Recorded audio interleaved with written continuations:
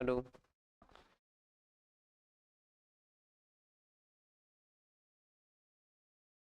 चलिए आज हम लोग पढ़ेंगे क्लास ट्वेल्थ का हिंदी। तो क्लास ट्वेल्थ का जो हिंदी है वो हिंदी आपको मार्क्स जो है वो 100 मार्क्स आ जाता है ना। इसमें 100 नंबर का आपका एग्जाम से पूछता है। अभी हम लोग किताब स्टार्ट करेंगे जिस किताब का नाम है दिगंत। तो क्लास ट्वेल्थ के लिए सबसे ज़्यादा उपयोगिता होती है, मतलब क्लास ट्वेल्थ में वही एक किताब चलता है। ऐसा नहीं सोचिएगा कि और अलग अलग किताब है। तो उसका नाम क्या है, दिगंत नाम है। और वो लगभग उससे आपका एग्जाम किताब और ग्रामर मिलाकर के टोटल एग्जाम 100 नंबर से आपका पूछता है। तो सबसे पहले हम लोग स्टार्ट करते हैं किताब से ही, दिगंत। जिस चैप्टर का नाम है जो ट्वेल्थ के लिए है, बुआ क्लास कितने के लिए है, ट्वेल्थ के लिए है। उस चैप्टर का नाम है जिसे गद्य खंड के नाम से जाना जाता है, मतलब गद्य खंड के तहत आ जाता है। तो गद्य खंड के तहत आ जाती है आपका लगभग 13 चैप्टर। काव्य खंड के तहत आ जाता है 13 चैप्टर, है ना। तो 13 दूनी 36, और बाकी जो है तनी मनी बचा हुआ वो 3 गो और है जिसे आप क्षतिपूर्ति कहते हैं ना। तो लगभग 13 दूनी 26 और 3 27 28 और 29, मतलब टोटल मिला करके हम लोग 29 बातों को पढ़ेंगे। उस चैप्टर का सबसे पहला नाम है हिंदी में, मैंने क्लास ट्वेल्थ के हिंदी में सबसे पहला चैप्टर का नाम है जिसे कहते हैं बातचीत। बातचीत, ठीक है। मतलब ये चैप्टर हमें बहुत चीजों को सिखा पा रही है कि आखिर हम लोग ट्वेल्थ में पहुंच गए, है ना। हिंदी साहित्य का तहत एक मानी जाती है कि हिंदी एक वैसे चीजें हैं जिसे आप अपने सोसाइटी, सामाजिक सुसंस्कृति और एक अच्छी विचारिकता के साथ हम लोग का प्रेस होना चाहिए। क्योंकि हिंदी में किसी तरह का ये नहीं है कि बेविदंगिता है कि आप कुछ भी बोल सकते हैं, हंसी मजाक कर सकते हैं। तो ये मजाक वाली बातें जो होती है वो ऐसे माना जाता है कि देखिए मजाक वाली जो बातें वो सब जगह पे नहीं चलता है। हिंदी एक बहुत ही साहित्यिक चीजें हैं। हिंदी पढ़ने से हम लोग का एक ऐतिहासिक, वैचारिक और सामाजिक रीतियों का एक बहुत बड़ी ज्ञान प्राप्त होता है। और हम प्रयास करते हैं कि आप बड़ी ढंग से इसको समझिएगा, पढ़िएगा। तो पहला चैप्टर का नाम है बातचीत। अब ये बातचीत चैप्टर देख करके हमें ये सिखाना चाहते हैं कि आखिर क्लास ट्वेल्थ लेकिन हो जाता है, लेकिन क्लास ट्वेल्थ में भी लेकिन को इसका मतलब है कि बातचीत करने किसी का नहीं आता है। इसीलिए सबसे पहले हमें हमें विद्वान लोग चाहे कि सबसे पहले बच्चों को बातचीत करने का एक तरीका मालूम होना चाहिए। क्योंकि यदि बातचीत, बहुत आप विद्वान हैं, आपके पास बहुत ज्यादा ज्ञान है, आप एक महान गणितज्ञ हैं, आप एक महान जीव विज्ञान का ज्ञानी हैं, महान एक रसायन शास्त्र का ज्ञानी हैं, महान आप एक फिजिक्स का मतलब भौतिकी का ज्ञानी हैं, लेकिन यदि बहुत महान आप इंग्लिश के ज्ञानी हैं, लेकिन अगर आपको हिंदी का साहित्य के बारे में मालूम नहीं है, यदि आपको बात करने नहीं आता है, यदि आपके समाज में किस लोगों से किस तरह से हम लोग बात करें, किस स्थान पर कैसे बात किया जाए, कौन सा शब्द बोले, कैसे किसी से हम विचारिकता अपने आप की, अपनी भावना को किसी के दूसरे के पास कैसे रख पाए, ये अगर आपको मालूम नहीं है तो समझिए आपका एजुकेशन पर प्रश्न चिन्ह लग सकता है। आपकी उस शिक्षा का कोई महत्व नहीं रहेगा जब तक कि आपकी सोसाइटिकल और सामाजिक ज्ञान नहीं हो पाएंगे। मतलब कम ही ज्ञान रहे लेकिन एक सामाजिक सोसाइटिकल नॉलेज होना चाहिए, तब वो इंसान जीवन में आगे की ओर बढ़ता है। अन्यथा ये सब कहने और सिर्फ डिग्री दिखाने के लायक हो जाओगे, नहीं तो इससे कोई ज्ञान की प्राप्ति नहीं होती है। क्योंकि पहला चैप्टर माने प्रथम चैप्टर हमें ये दे करके बातचीत समझाने का प्रयास किए हैं कि आजकल के बच्चों में बातचीत करने की क्षमता ही क्या है, खत्म है।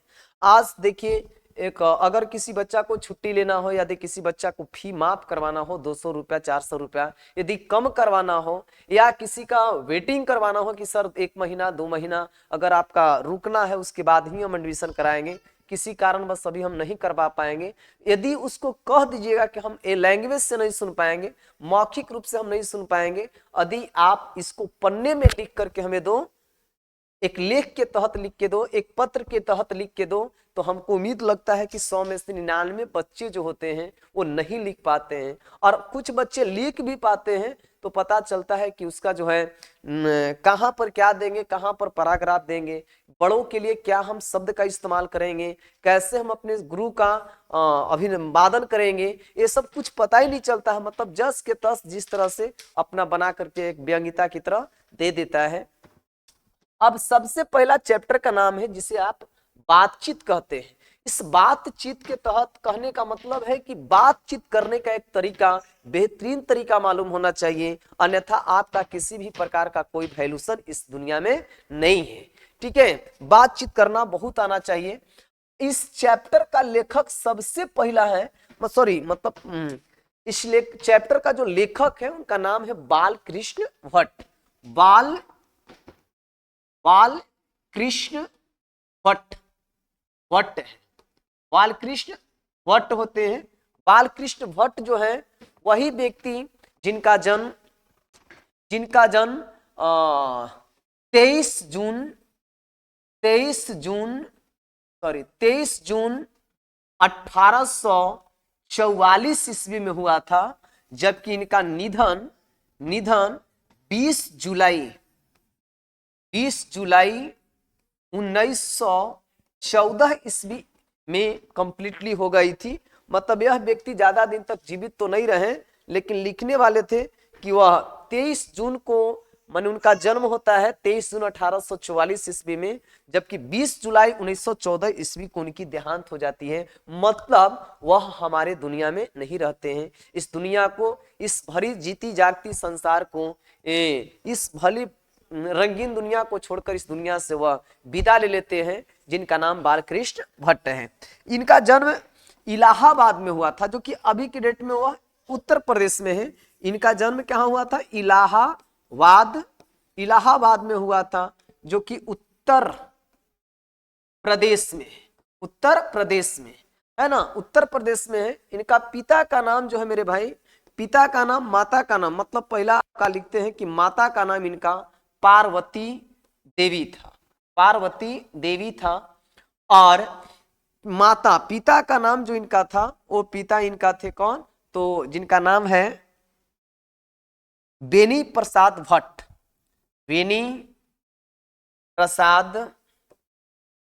था, है ना, बेनी प्रसाद भट्ट।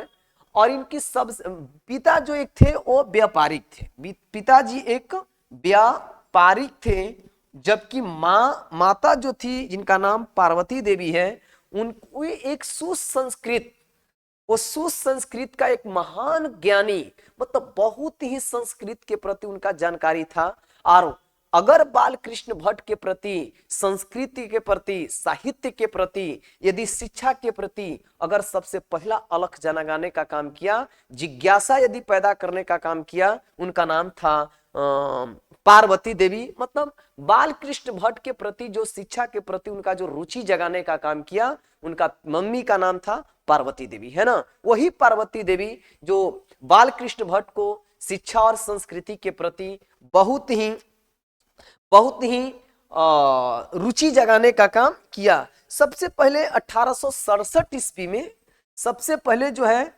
बालकृष्ण भट्ट 1867 ईस्वी में इंट्रेस्ट की एग्जाम दे करके, संस्कृत का मतलब अच्छे से एग्जाम दे करके, और वह प्रयाग मिशन स्कूल में इंट्रेस्ट की एग्जाम देता है, जहां से वह आगे की ओर बढ़ते हैं। और फिर 1869 से 1875 ईस्वी के बीच, माने 1869 ईस्वी से 1875 ईस्वी के बीच वह इलाहाबाद ही की एक विद्यालय में, मतलब कॉलेज में वह प्रधानाध्यापक के रूप में भी वो कार्य किए। लेकिन इनकी जो विचार थी वो कड़वा विचार था। मतलब यह जो है थे, वो किसी के विचार के प्रति झुकने वाले व्यक्ति नहीं थे, और यही कारण था कि उनको नौकरी भी छोड़ना पड़ा। अब आ जाता है उनके जीवनी की बात। आप किताब से थोड़ा फॉलो कीजिएगा, किताब भी आप बढ़िया से पढ़िएगा, क्योंकि देखिए किताब में आप बढ़िया से पढ़ोगे, जो भी अंडरलाइन में जहां भी प्रॉब्लम होगी तो आप कमेंट कर सकते हैं कि हाँ सर इसका मतलब क्या है, और क्वेश्चन जब जो भी है वो सारा चीज हमसे आप पूछ सकते हैं। लेकिन किताब का स्टडी जरूर कीजिए। किताब कोनो बड़ा महंगा नहीं होता है, 40 से 50 रुपए में आपका किताब आ जाता है, 50-60 रुपए में किताब आ जाता है। जरूर इस किताब को विद्यार्थी को लेना चाहिए, कम से कम हिंदी और अंग्रेजी दोनों का किताब कम से कम लेना चाहिए। आजकल की तो सबसे बड़ी समस्या है कि कोई विद्यार्थी जो है विभिन्न प्रकार के जो सब्जेक्ट हैं, उनका बायोलॉजी है, फिजिक्स है, केमिस्ट्री है, मैथ है, वो किताब ही नहीं लेते हैं, बस भरोसा कर लेते हैं सिर्फ और सिर्फ शिक्षक पर। और शिक्षक जो है नोट्स बना बना करके अपने भी पढ़ा रहा है और नोट्स बना बना करके आपको भी देता है। मतलब आपका एजुकेशन, आपका नॉलेज सिर्फ एक नोट्स में ही रह गया। मतलब आप किसी तरह की कोई पॉइंट की गहराई तक नहीं जा पाए। और जब जिसका गहराई नहीं है, जिसका एक्सप्लेन बेहतरीन टॉपिक पर नहीं है, वो बिबुआ विभिन्न प्रकार की एग्जाम की आपकी तैयारियां संभव नहीं है। वही चीज के लिए आप 10 साल बाद, 2 साल बाद, 4 साल बाद जनरल कंपटीशन के तहत खटिएगा, इधर से उधर मालल ढनकर चलिएगा। मतलब जो आज बेहतर किया जा सकता है किताब खरीद करके, किताब के स्टडी कर करके, उस किताब के माध्यम से आप शिक्षकों से पढ़ें, आप एक सिलेबस के तहत पढ़ें, उनमें हर एक टॉपिक का एक्सप्लेन सीखें। लेकिन ऐसा जब नहीं करते हैं तो इसी के लिए आपको दर व दर भटकना पड़ता है, किसके किसके न दुआरी आपको भटकना पड़ता है, जिसको आप जनरल कंपटीशन कहते हैं। देखते हैं जनरल कंपटीशन में तैयारी करते करते बेचारा का उम्र काफी गुजर जाता है, लेकिन फिर भी उनका एक बेसिकली नॉलेज नहीं हो पाता है। क्यों? क्योंकि वो जिस समय उनको बेसिकली नॉलेज होना चाहिए उस समय वो बेसिकली नॉलेज ले नहीं पाए।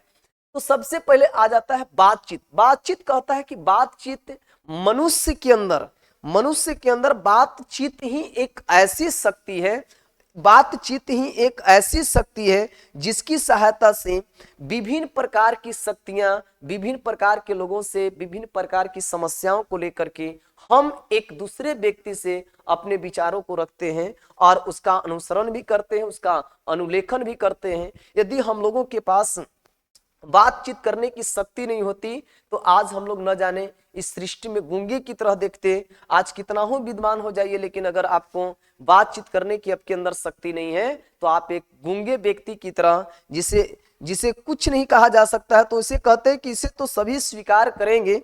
पहला टॉपिक में उठता है कि इसे तो सभी स्वीकार करेंगे कि अनेक प्रकार की शक्तियां जो वरदान की भांति ईश्वर ने दिया है, उसमें सबसे मुख्य चीज है जिसे आप वाक्य शक्ति कहते हैं। आपके अंदर वाक्य शक्ति बहुत जरूरी होना चाहिए। वाक्य शक्ति अभी के डेट में सबसे ज्यादा होना चाहिए। अगर आपके पास वाक्य शक्ति नहीं है तो समझिए आपके पास कुछ भी नहीं है। मान लिया जाए कि कोई भी व्यक्ति से, मान लिया जाए हमारा एक दुश्मन ही क्यों ना हो, यदि दुश्मन भी हमें मारने आया, लेकिन अगर हम उससे बेहतर तरीके से बातचीत कर पाए। आज उदाहरण में ले लीजिए, जैसे देखिए अंगुलीमाल डाकू की कहानी पढ़े होंगे, जैसे जो क्या थे, गौतम बुद्ध थे। तो उतनी बड़ी डाकू को वह बिना हथियार के, बिना मारे हुए, बिना डंटा का, बिना गाली गलौज का, बिना किसी तरह के विरोध का, वो अपनी बात की सहायता से अंगुलीमाल डाकू की ब्रेन को भी परिवर्तन कर दिया, है ना। अंगुलीमाल डाकू जो था इतना बड़ा खतरनाक डाकू था कि वो उस जंगल से गुजरने वाले हर एक व्यक्ति के मुड़ी काट देता था और मुड़ी काटने के बाद उसकी अंगुली काट करके वो अपने गले में माला पहन लेता था। इसलिए क्योंकि वो अशिक्षित इंसान था और उससे समझता था कि हम जितने आदमी को मौत की घाट उतारेंगे उतना हम अंगुली पहनेंगे, और उसी अंगुली की सहायता से वह गिनता था कि आज हमने कितने इंसानों की मौत के घाट उतारा है ना। लेकिन गौतम बुद्ध की जब ये जानकारियां मिली तो बस बिना निहत्थे हाथे उसी जंगल से गुजरते हैं, और गुजरने के बाद देखा जाता है कि गौतम बुद्ध उनकी पूरी दिमाग को ही परिवर्तन कर देते हैं। कहने का मतलब है कि मनुष्य के अंदर बातचीत करने की एक अलग पहचान होनी चाहिए। बातचीत से ही पकड़ा जाते हैं लोग कि कौन व्यक्ति कितना शिक्षित है। अभी मान लिया जाए कि कभी कभी कहीं पर आप जाइएगा अपने सफरिंग जीवन में आपको इधर उधर जब घूमने को मौका मिलेगा, तो एक अशिक्षित आदमी का बातचीत और एक जब तुम शिक्षित आदमी के तहत बातचीत करोगे, ढंग से बातचीत करोगे, तो जो सुनने वाले होते हैं, श्रोता लोग होते हैं, वह आपको बहुत तरीके से डिफाइन कर सकता है कि देखिए एक पढ़े लिखे और एक अनपढ़ में यही पहचान है। क्योंकि अनपढ़ लोग जो होते हैं वो बेबुनियादी बातें, और मान लिया जाए कि वह बेढंग की तरह बातें करते हैं सोसाइटी में। लेकिन जो शिक्षित व्यक्ति है, जिनके अंदर बातचीत का एक अनोखा ज्ञान होता है, बातचीत करने की जो बेहतरीन तरीका होती है, जिससे वह पकड़ा जाता है कि आखिर ये पढ़ा लिखा इंसान है। इसी तरह से हम लोग धीरे धीरे प्रत्येक चैप्टर पर हिंदी का मतलब आज हम कुछ बनाए हैं वीडियो, और इसके तहत जो कुछ बचा है तो हम कल इस पर भरपूर प्रयास करेंगे कि हम एक वीडियो में एक चैप्टर आपको शॉर्टली खत्म करें, सिर्फ और सिर्फ चैप्टर का एक व्याख्या समझाएं, और ज्यादा जो पॉइंट बाय पॉइंट होती है इसको आप प्रयास कीजिएगा कि आप घर पर किताब पढ़े, और किताब पढ़िएगा उसके बाद हमसे आप प्रश्न कीजिएगा, फिर एक पीडीएफ के माध्यम से इसको लाइन बाय लाइन आपको समझाने का प्रयास करेंगे। तो आज के लिए इतना ही।